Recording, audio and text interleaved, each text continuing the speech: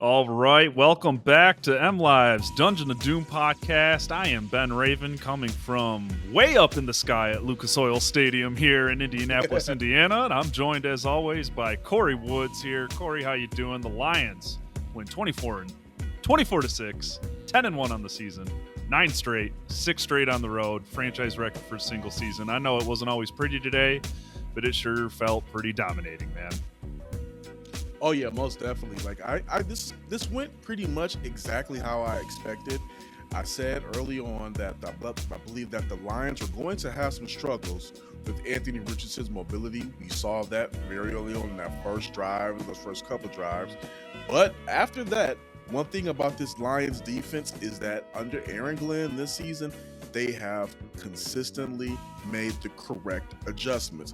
And that's what you saw again. You did the adjustments that they made today led to them going another game where they do not let somebody in the end zone. That's 10 straight quarters of no touchdowns allowed, which is just a sign of pretty much just dominance. There's really no other way you can put it. But it went about as expected. I thought there would have been a tad bit more scoring, but I thought Jared Goff and would have been able to connect with Laporta and St. Brown a couple of times. I mean, the chemistry was there with St. Brown. I mean, it's just almost like automatic at this point. It looked like the connection with Laporta was maybe a little bit off, maybe because he's been in and out the lineup this season battling some injuries. But again, game went about as expected. Lions cruised to a victory, and now they're going into Thanksgiving 10-1, something that I have never seen in my lifetime. Yeah, that's right. Matches they're just continuing to set so many records and everything like that. But the back-to-back games without allowing a touchdown, that's the first time in 25 years the Lions have done that. So that is just another stat for the pile. It all started with that improbable comeback win against the Texans 2 weeks ago, dominated the Jaguars, and then today you got all the injuries. You know the guys that are already out. They don't have Alex Anzalone today. They don't have Terrion Arnold, who has played the second most defensive snaps on this team this season for a game against the Colts with a very dangerous quarterback, and they go the entire game without allowing a touchdown. And man, you hit the nail on the head, and it's a perfect lead into what I wanted to talk about. Anthony Richardson had 35 rushing yards on the first drive of the game, I believe it was. The Colts had two of their first 3 drives were scoring drives. They went 20 plays for 131 yards and came away with only 6 points. And the big takeaway from that is they really cleaned things up against Richardson after that first drive, because I think it was 35 yards on the first drive and then only 1 yard until very deep in the third quarter. And Richardson ended up finishing with 61 yards. But man, and Dan Campbell said it, Carlton Davis told me that in the locker room. Once they got a taste of him, once they got a taste of how this offense is kind of molding around his ability, they got a feel for it. They figured out how to stop it. They figured out where to attack, where to slack off. They were like, once we just got to look at him, got to talk about it, calmed down after those first 2 out of 3 drives went for field goals, they locked in. They did. I mean, seriously, they absolutely locked in. And I will tell you, even as high up as this press box is in Lucas Oil, Anthony Richardson is such a rare build of an athlete, not even a quarterback. Man, he was bouncing off of guys on a couple of those first drives. And I know he struggled passing once again, still got a beautiful deep ball when he gets some time and settles into that pocket. But man, they for a team that so much has been said about their inability to handle mobile quarterbacks, I know 61 yards is a lot, but I was very impressed with the defensive showing today, albeit another day where they're missing key starters. That's so many starters, so many glue pieces not in the lineup for this group. And it's just unbelievable what they're doing. And it just speaks to Aaron Glenn's ability and this coaching staff's ability, not just Aaron Glenn, to go with the punches. I said it in my post-game Facebook Live. The Lions are that annoying team that have turned coach speak into truth. Next guy up, next man up mentality. You hate hearing us say that stuff. We hate hearing that, but it's different when it comes from Dan Campbell's mouth because they're proving it on the field, unlike anybody else has done in this league in recent memory. And it's different when the players are showing up. Like you said, people hate hearing coach speak, but it's one thing to have coach speak and the guys are just kind of like, yeah, okay, whatever. But these guys are actually believing everything Dan Campbell, everything Ben Johnson, Aaron Glenn, and this coaching staff is saying, and they're making it happen. I mean, at the first half, The Colts had 174 yards Yeah. of total offense. The Lions had 170. But on that second half, dominance, 220 yards of net offense by the Lions, 94 total by the Colts. And again, to your point about Anthony Richardson, I mean, this guy, once he gets it all together, he's going to be a problem for the league because he almost has like a Cam Newton build. Like this guy is like built like a tight end almost, but he's Yeah. a quarterback. And I saw a couple of fans that were complaining about being able to bring him down, but I'm like, when you got a guy like that running at you, I mean, he's going to knock down pretty much anybody on that field. That's not a D tackle, and maybe some D tackles too. You never know. But I thought it was a really good showing by the defense, just being able to corral him after that impressive drive. And I mean, again, you said it before. I'm about to steal your thunder. Kudos to AG just Yeah. for always figuring it out, and this is just another feather in his cap for his future head coaching interviews. I mean, heck, I believe after the game, and you reshared it, and I was after you, Alex Anzalone. Breaking news: insert team hires Aaron Glenn as head coach. This was just another great performance. And again, it was another game where the Lions showed you that they will find various ways to beat you. In a game where Jared Goff threw over 260 yards and could not get in the end zone, you got Sonic and Knuckles, Gibbs and I like to call them Gibbs and Montgomery LLC, personal injury lawyers, because they just dominate defensive lines. I mean, when you what how demoralizing is it when you have an 8-man box and those guys and they were getting after the Lions, and then on a 3rd and 8, Gibbs just runs straight through that. I mean, Yeah. it was just a dominant showing. I believe they finished with 28 carries for 127 yards and accounted for all the Lions' 3 touchdowns. Yeah, no, we'll get into more on those running backs soon because we've obviously got injury updates to Yeah, handle, a long yeah, list of them. But like, I just want to highlight what the defense did. And I know the Colts yeah, shot themselves in the foot a couple of times today with penalties and just mistakes and stuff like that. yeah, But they go field goal, they go punt, they go field goal. As I said, 20 plays on yeah, those scoring drives, 131 yards, and only 6 points, man. Unbelievable red zone defense. Lock it down, kept them out of the end zone. But after that, it was 4 play drive, 3 and out, punt, end of half, punt, yep, punt, punt, punt. They did not have a drive that went more than a 3 and out outside of like unbelievable. I mean, it's just I'm looking at this like game book and it's like this has got to be a typo. This is unbelievable because after those first like 2 out of 3 drives, there was absolutely nothing the Colts could do. The Lions yeah, did a great job locking down Jonathan Taylor, only 35 yards on 11 carries. I thought, people are going to see 61 yards from Richardson, but I thought they did a great job outside of that first drive. And just, I know people love to attack Kindle Vildor. He has hurt you. I understand, but I get it, but like, and I know he got hit for a 40-yarder. I know he got hit for a 20-yarder today, but like, he took his shots after those first couple of drives and absolutely responded. So did Mhm. Carlton Davis.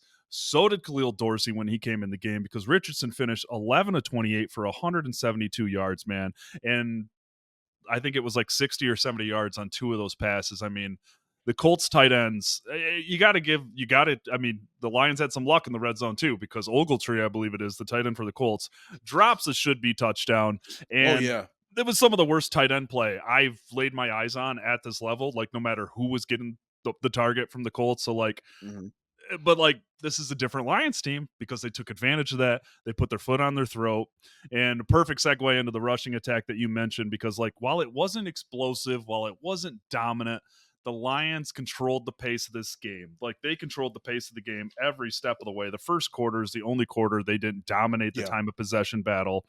They dominated the time of possession 37 minutes to 22 minutes, and they lost the first quarter by 4 minutes. So like after that first quarter happened, they were like, all right, like yeah, this is it right here. And I mean, Montgomery breaks a ton of tackles on a third down run, scores on the next play while breaking even more tackles.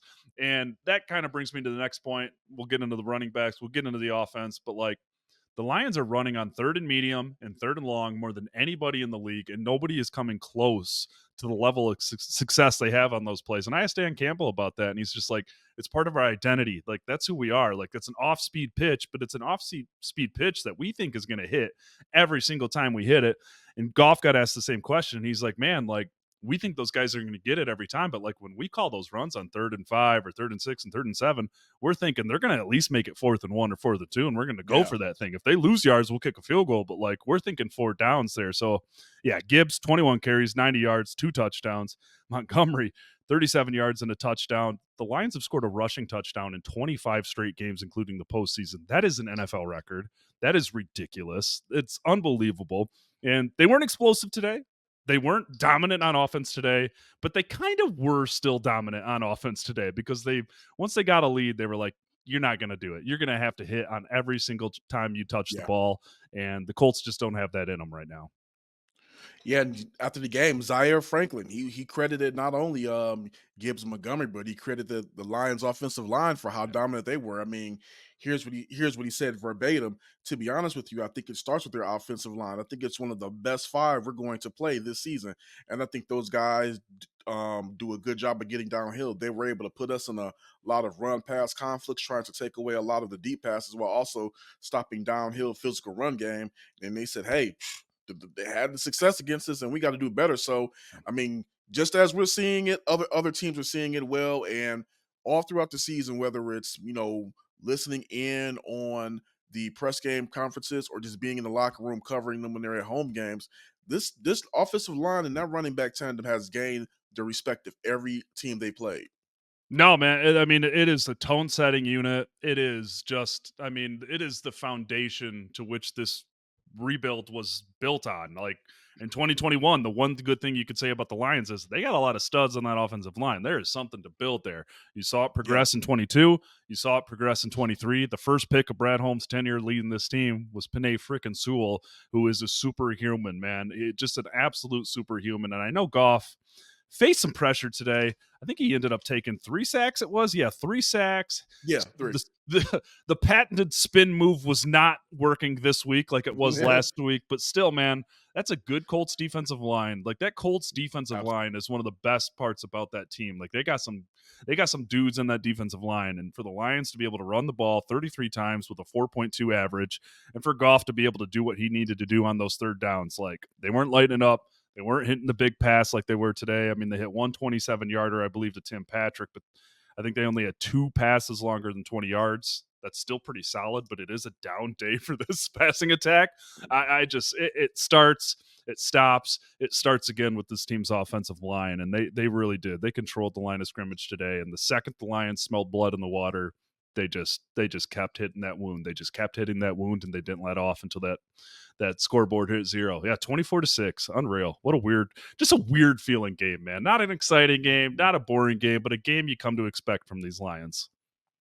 Yeah, the thing is, just you never really, even though the offense got off to a slow start, you just never really felt that there was anything the Colts were going to do to be able to pull off this game. It's just like, okay, let's settle down. Let's figure out what's going on here. Let's figure out Richardson. Let's figure out what we need to do offensively. And again, they rode the hot hand. They rode the anchor of that offensive line, that rushing attack. And I, even though Goff did not get it in zone, I would still say I was pretty impressed with the way that he played because he just made the necessary throws that he needed to get the ball downfield and just give themselves a chance to score. Because I mean, if Richardson would have connected on at least a couple of those throws, we could have been talking about a totally different game. No, for sure. Ogletree hauls in that pass in the red zone. That's a different game. A couple of those other guys hauling. I mean, yeah, after watching Anthony Richardson up close and personal, I think people do need to step back when they're talking about this guy. Colts have some good receivers. Colts have a great running back in Jonathan Taylor, but like there is something off about this offense. Like it feels like they're just starting to realize Richardson's strengths, and you're not going to have success against this Lions team if you don't know what your identity is. But yeah, man, Goff 26-36, 269 yards. yeah, it wasn't a monumentally game-changing day for him, but, like, he did what he needed to do. I mean, it was kinda like that Arizona game, man. Let's rely on the defense, rely on the ground game. I'll take care of what I need to take care of. 6 catches by St. Brown on 7 targets. That's a ridiculous hit rate. Jamison Williams, 5 catches on 7 targets. That's a great look for him. 64 yards, actually led the Absolutely. team with 64 yards. Had a tough catch over the middle on an early 3rd down, bobbled another one. Just man, it's such a pleasure to see him turn into an all-around weapon and not just a decoy or not just a downfield guy. Like he is a true wide receiver too in this offense right now, and I didn't think I would ever say that, at least this year. I was unsure, but I mean, you're starting to see the things start to come together with him. One thing that I will say, as far as criticism with Jameson, he has shown it a little bit more lately. But if he could stop catching with this body, like I think a couple of times, like when he was catching with his body, I'm wondering, like, okay, is that ball gonna get? Is the ball gonna come out? Is he gonna hold on to it? But he was able to haul it in. But I believe once he's able to start catching a lot more of these passes with his hands, he'll be even more dynamic. But I Yep. mean, when you have a guy like him compared with a Laporta Mhm. and a St. Brown, I mean, it's almost like pick your poison. And today he just once again showed that I know people are frustrated with some of the other stuff that is away from the field, but when he has games like he's put together since coming back, it's like, okay, now you see why the Lions made the move to go get this guy. He is an instant game changer to this offense and opens up everything for them. Yeah, three very impressive showings for Williams. 3 differently impressive showings for Williams since he came back from suspension. Gotta shout out Tim Patrick too, man. Oh man, for a team that didn't think they had a wide receiver 3 and that actually didn't have a wide receiver 3 coming into the Yeah. season. I know he hasn't been stuffing box scores or anything like that, but Patrick caught all 4 balls sent his way today, 55 yards, had the longest of the day, the 27-yarder. Just the trust with Goff is there. The trust in this offense is there. And on a day where Saint's not as open as he usually is, on a day where JMO's not open downfield like he usually is, and you accurately pointed out that something was off with Laporta today. Had a couple ugly targets that just were like, oh, that wasn't close. Something was off there. Tim Patrick was that guy, man. I mean, that big body, the box out mentality, his ability to catch and turn upfield, and another guy that's hard to go down, man. It's just this team, they have an answer for everything. Like when a guy's down, they got someone step up. When somebody's hurt, somebody steps up. And we'll get to the injuries in a minute here. But I just Patrick Williams and St. Brown for a day that there's no reason to really talk about the passing attack other than it was clean, didn't turn it over, and did what it needed to do. Like Yeah. those 3, man, they made the most of their opportunities. That's 4 for 4, 5 for 7, and 6 for 7. That is a ridiculously efficient hit rate for your top 3 targets.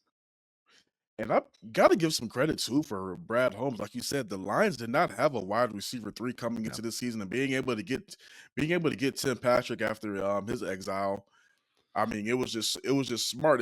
And a lot of people that I know, they were worried about Patrick's injury history. I was of the mindset of like, hey, if he doesn't have to be the main Yeah, focus or man. one of the main focuses, he'll be able to thrive. And what we're seeing right now is that he may not be that guy that's going to have the blazing speed, but he is a great possession receiver. He's a guy that, when you throw it in his direction, you know that he's going to catch it and he's going to make something out of nothing. And I just see them involving him even more down the stretch. It's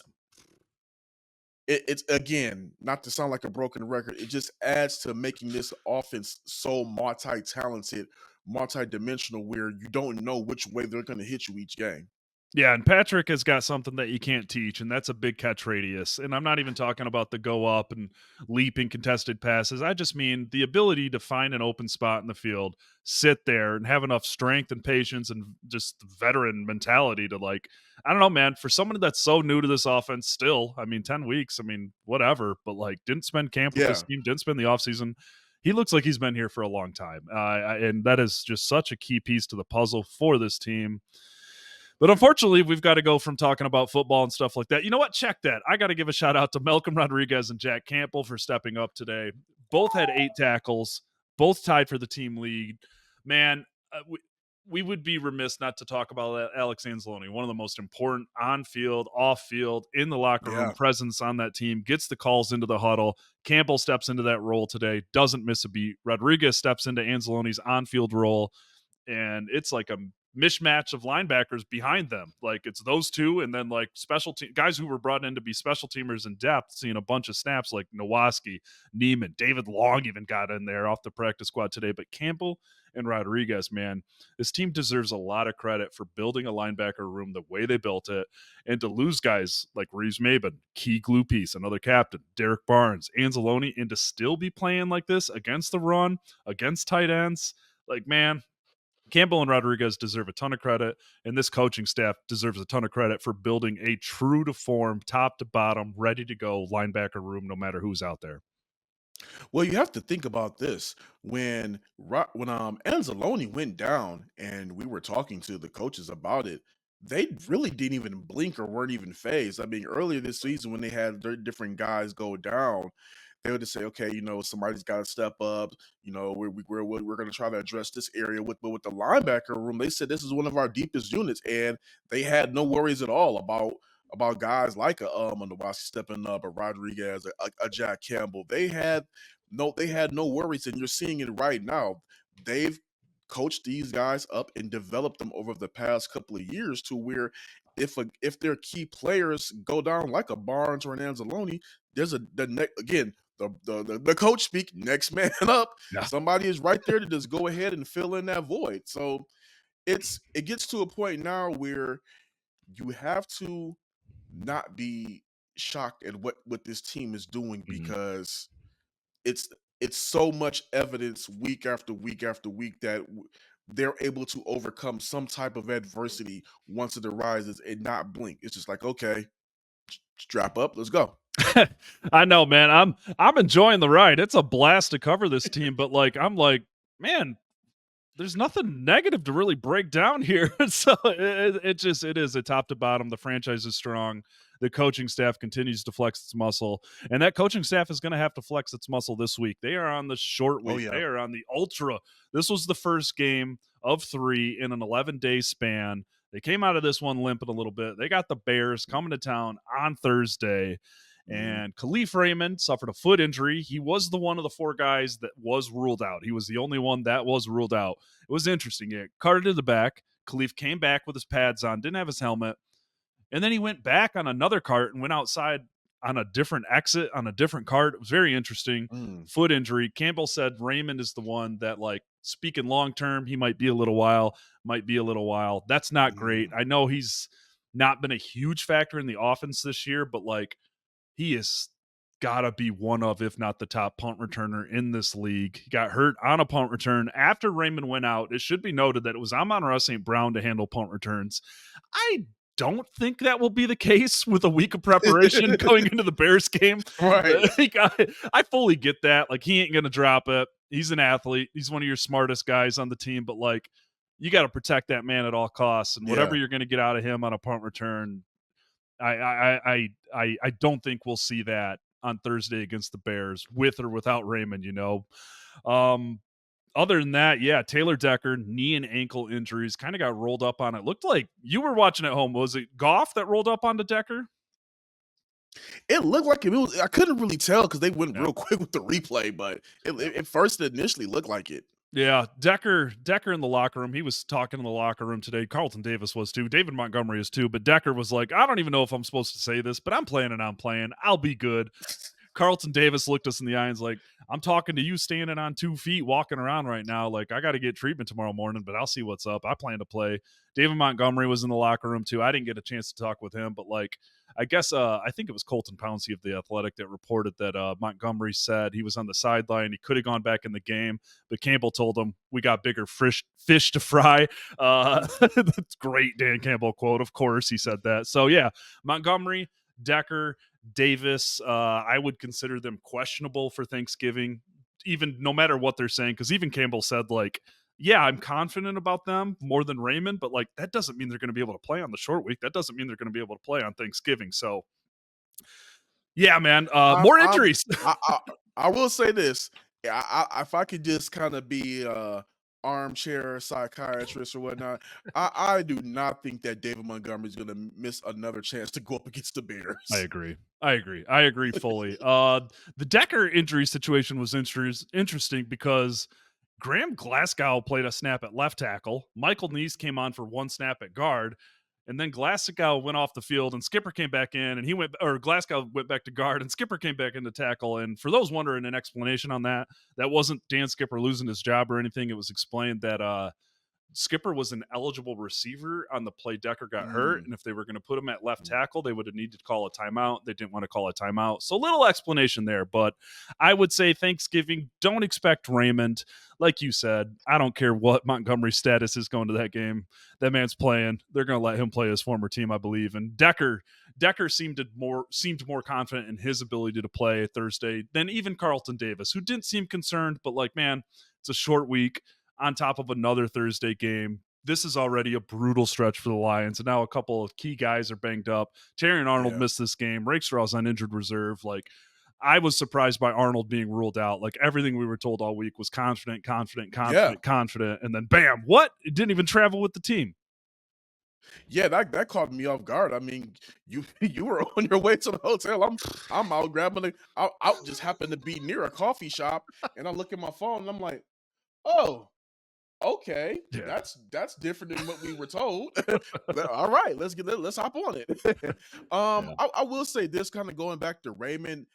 You said that Dan said it might be something a little bit longer. I mean, just to for his sake, I hope, and the Lions' sake too, I hope that guy's able to come back, because not only is he just like you said, he's an asset oh yeah, in the punt return game, but he's just a guy that when his number is called, he always steps up. And just talking to him before the season started, he already felt disappointed that he missed last year's playoff yeah, run, due to injury. So for it to kind of like happen again, you just kind of feel for a guy that is all in yeah. about this team, all in about this run, and could potentially miss some significant time back to back years down the stretch. Yeah, and one last note before we get out of here. Emmanuel Mosley did make his return to the field today, but the Lions did not throw him in. It was Khalil Dorsey to enter the game late. It was Dorsey and Vildor to finish the game at cornerback. Mosley played some special team snaps, though.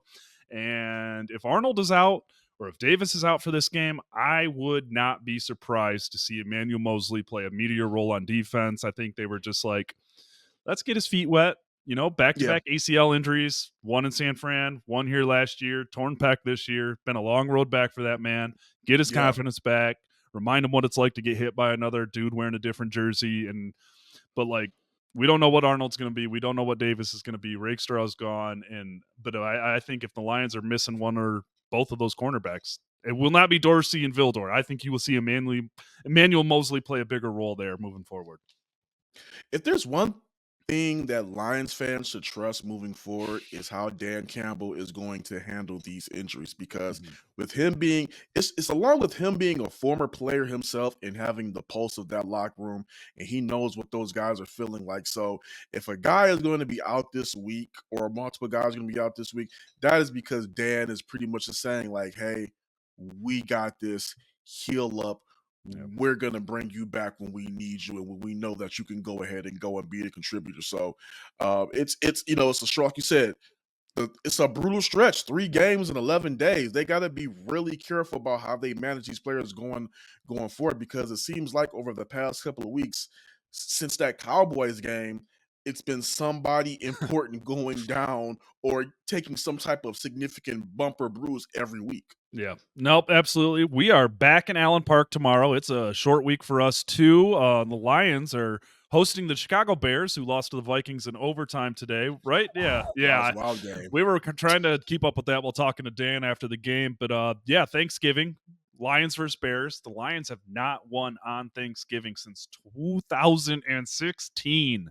I have not covered a Lions win on Thanksgiving, and the 3 years before that didn't either. But so just a little housekeeping note, we are not going to have a mailbag podcast this week. We will be back with a post-game podcast after Thanksgiving, and then we will squeeze in a mailbag between the next Thursday night game. It's a wild stretch here. We got a full day in Allen Park tomorrow night, and then Tuesday is another long, weird day too. But yeah, the Lions 24-6, 10-1, 9 straight, 6 straight on the road, franchise record, most in a single season, 6 games won on the road in a row. They are just an all-around destruction machine here, man. I mean, it's crazy just how much of Dan Campbell's DNA is in this team, how he's been able to just morph these players into the vision he's always had. And I know it wasn't always pretty. I know it wasn't always exciting today, but this was a foot on the throat type of win for the Lions against, you know what? I'll say it, a talented Colts team. It's a problematic Colts team, but a talented Colts team. Take those wins. No wins are easy in the NFL, so I don't want to see too much complaining. Hey, my friend brought up something that Bill Parcells said that you are what your record says you are. And I mean, the coach record says what they are, but at the same time, they have the talent to play above that record. And we saw it at various points today, especially with that defense, which is why I say, hey, the way that the offense was able to regroup after that first quarter and figure it out down the way and outscore them 24-3 over the next couple of quarters. You just got to tip your cap to Ben Johnson. You got to, and again, like you said, like you started off with, you got to tip your cap to that defense. Impressive performance. Absolutely. Got to shout out Lions fans as I get out of here too. You guys brought it again today. I mean, my God, at the press box at Lucas Oil, we got glass in front of us. It's enclosed. It's kind of like a what's the word I'm looking for? Like a clean environment. Like there's no of that outside noise, but the Let's Go Lions chants, the Jared Goff chants from before kickoff through the entire game. Wild. Lions fans everywhere in Indy last night. Lions fans everywhere walking around early this morning, stretching the legs. Lions fans everywhere in this building. So shout out Lions fans. They feel you. They see you. Jared Goff, man, he doesn't like to buy into those Jared Goff chants too much, but he couldn't even hide his smile today. He's like, man, when you hear that on the road, that's different. So good job, Lions fans. This has been Ben Raven and Corey Woods, your Dungeon of Doom podcast. MLive.com/Lions, and check out our subtext insider texting service. It's where we farm all of our question for our mailbag episodes. You can talk to Corey during games, me throughout the week, and just check it out. 2-week free trial there. And Corey, I'll see you tomorrow night, man. Yeah, tomorrow night. I looked at the schedule. I'm like, oh, all right. See you tomorrow night.